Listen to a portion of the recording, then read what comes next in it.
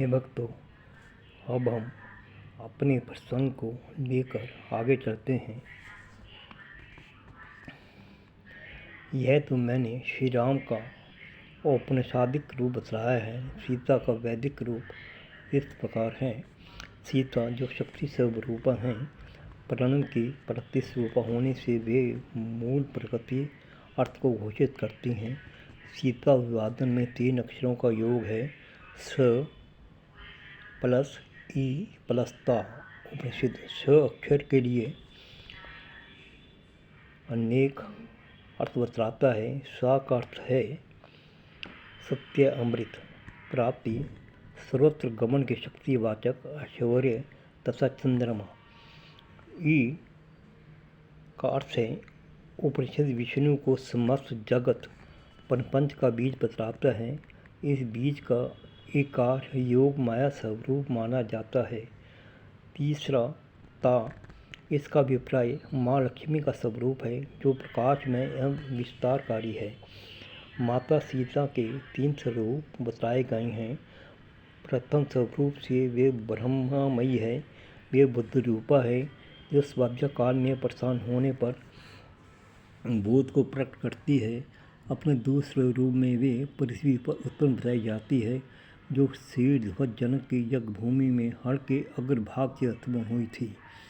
वे अपनी तृतीय इकार रूपणी अव्यक्त स्वरूपा है। इन तीनों रूपों को मिलाकर सीता नाम से व्यवहृत की जाती है। वे सीता जी शक्तियासना है। शक्ति स्वरूपा होकर इच्छा शक्ति, क्रिया शक्ति या साक्षात शक्ति इन तीनों रूप में प्रकट होती है। इच्छा शक्ति में स्वरूप भी त्रिविध होता है। श्री देवी, भूदेवी तथा लीला देवी के रूप में कल्याण रूपा, प्रभाव रूपा तथा चंद्र, सूर्य एवं अंग्नि रूपा वे ही हैं। श्री सीता जी अपने श्री देवी रूप में 3 प्रकार का रूप धारण कर भगवान के संकल्पानुसार संपूर्ण लोकों की रक्षा के लिए सर्वदा व्यक्त होती हैं। वे लोक कल्याणार्थ श्री लक्ष्मी रूप में लक्षित होती हैं। भू देवी संपूर्ण जल में समुद्रों को के संग 7 द्वीपों वाली पृथ्वी के रूप में 14 भुवनों का आधार प्रणव स्वरूपा होकर व्यक्त होती है। नीला देवी संपूर्ण औषधियों और समग्र प्राणियों के पोषण निर्मित स्वरूपा ही हैं। इस प्रकार श्री सीता जी भगवान राम को इस भूमंडल के रक्षण तथा कल्याण के लिए नाना प्रकार की सहायता प्रदान कर इस ब्रह्मांड का विधिवत संचालन करती हैं। वशिष्ठ जी ने 4 भाइयों का नामकरण इस प्रकार किया था। आनंद सिंधु तथा सुखराशि होने से महाराज दशरथ के ज्येष्ठ पुत्र का नाम राम रखा। विश्व का भरण तथा पोषण करने के कारण दूसरे पुत्र का नाम भरत रखा, जिसके कारण से शत्रु का नाश हो जाया करता है। उसका नाम शत्रुघ्न रखा तथा सगल जगत के आधार होने के कारण सुमित्रा के पुत्र का नाम लक्ष्मण रखा। सूत जी को गर्जू ने बतलाया। मिथिला से चलकर बारात तब अयोध्या आई। एक नहीं सूजी बहती चारों बधियों को डाई। पत्थर तक से हर्षित हो रहे लताएं झूम रही थी। नारियां ऐसे लगती थी जैसे मादकता उन पर छाई है।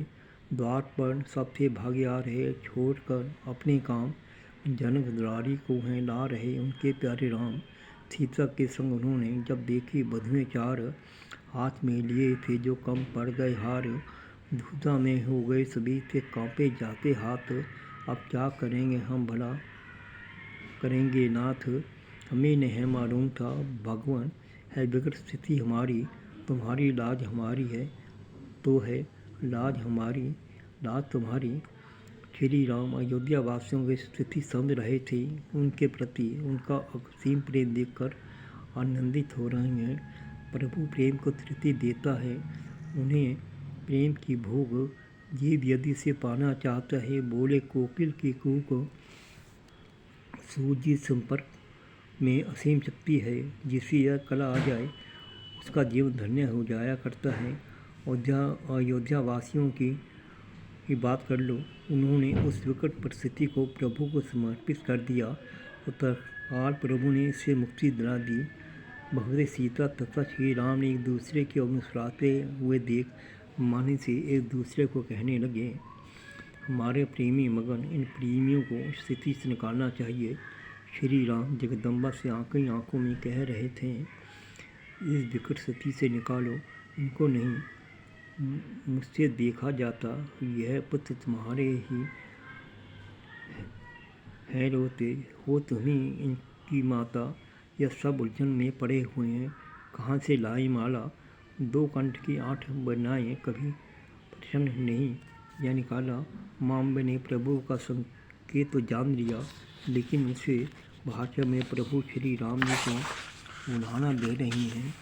मुझसे क्यों कहते हैं प्रभु, मैं तो हूँ अभी यहाँ आई, तुम्हारी कुरीतियाँ पूर्ण करने को सामग्री नहीं हूँ लाई, मैं तो तुम्हारे अधीन हूँ। जब न जाने यह सारा समाज तुम ही हो यहाँ के रहने वाले, मैं तो आई आज, भेजो किसी अंतर को हार कहीं से मंगवा लो, या किसी प्रकार से तुम उन्हीं सभी को संभालो।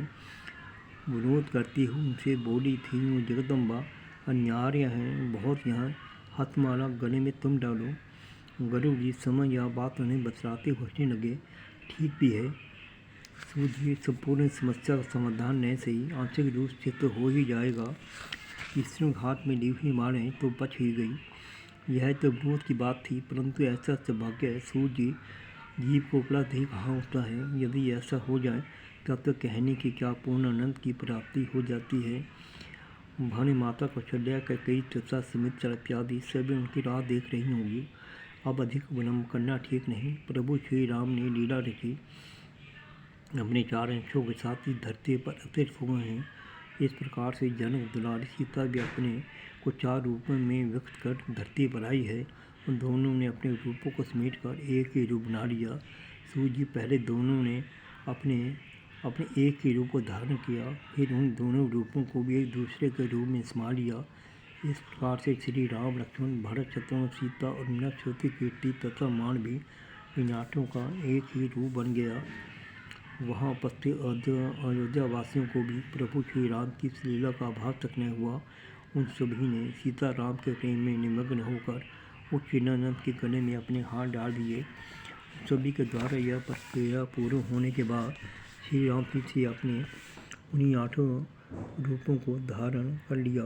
8 गले माला देखकर सभी पुरवासियों का आनंद हो रहा था, लेकिन यह देखकर उन्होंने आश्चर्य की सीमा न रही।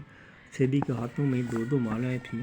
कभी उनकी 8 गले में पूरी मालों को देखते, कभी हाथ में पकड़ी हुई इस एक माला को, क्योंकि उन्होंने एक ही माला श्री राम के गले में डाली थी। एक तो अभी शेष थी। सभी अयोध्यावासी इस विषय से इधर उधर एक दूसरे को देख रहे थे।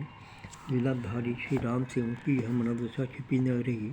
उन्होंने अपने कर कमलों के द्वारा प्रत्येक अयोध्यावासी से गले में उनके हाथ से ले लिया बचा हुआ हार लेकर डाल दिया। आकाश मंडप में स्थित देवता यह दृश्य देखकर वाह वाह कर उठे।